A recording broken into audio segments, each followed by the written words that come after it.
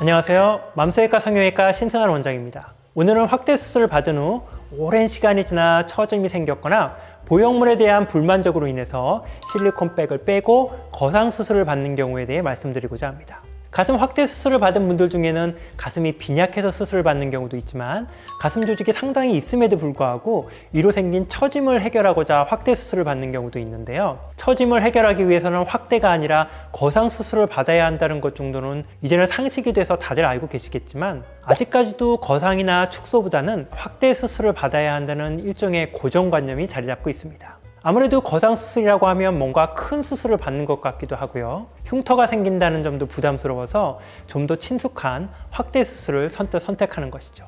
하지만 가슴이 처진 분들은 원래 어느 정도의 볼륨이 있었기 마련인데요. 젊었을 때는 이 적당한 볼륨에 피부 탄력까지 더해져서 너무도 예쁘고 풍만한 가슴이었던 것이 점차 나이가 들면 마치 풍선에서 바람 빠진 것처럼 변했기 때문에 언뜻 생각하기에는 거상 수술을 받는 것보다는 차라리 이 바람 빠진 풍선에 뭔가를 다시 넣자. 그러면 피부에 탄력도 생기고 처짐도 업될 것이다. 이렇게 오해하시기 쉽습니다. 처짐을 해결하지 않고 보형물을 넣으면 어떤 결과가 일어날까요? 유두의 위치는 여전히 아래쪽에 있는데 윗가슴만 불룩해진 어색한 모양이 됩니다. 이를 옆에서 보면 마치 스누피의 코처럼 보이게 되죠. 결론적으로 자신이 원했던 탄력 있고 봉긋한 모양의 가슴은 만들어지지 않고 불필요한 보형물의 무게로 인해 처짐만 가속화되는 결과를 얻게 됩니다. 이런 분들이 결국 보형물을 제거하고 거상 수술을 받기 위해 내원하시는데요. 이렇게 보형물이 있는 상태에서 거상 수술을 하실 때는 몇 가지 주의사항이 있습니다. 우선 첫 번째로는 보형물로 인해 가슴 아래쪽 조직이 매우 얇아져 있다는 것입니다. 이를 고려하지 않고 보통의 거상 수술을 하는 것처럼 처진 조직을 제거해버리면 하부 볼륨이 부족해져서 아래쪽 가운데 부분이 움푹 들어가기 쉽습니다. 이런 부작용을 막으려면 아래쪽에서는 피부를 절제해 버리더라도 유선이나 지방 조직은 최대한 남겨서 이를 이용해야만 합니다. 둘째로는 피막을 보수적으로 제거해야 한다는 것입니다.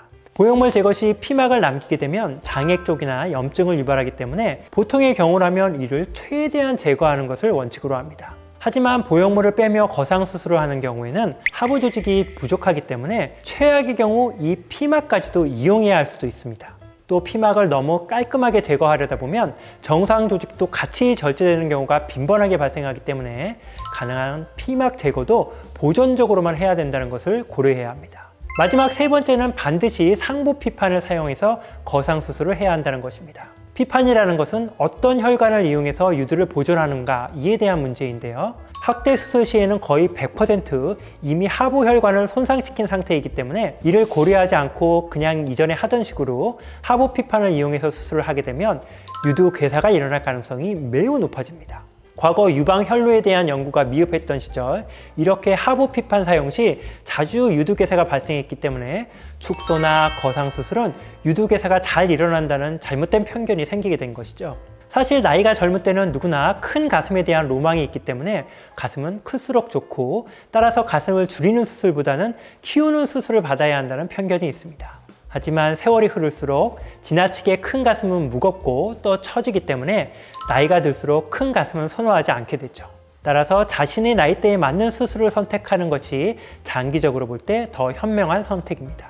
지금까지 성형외과 전문의 신승환 원장이었습니다.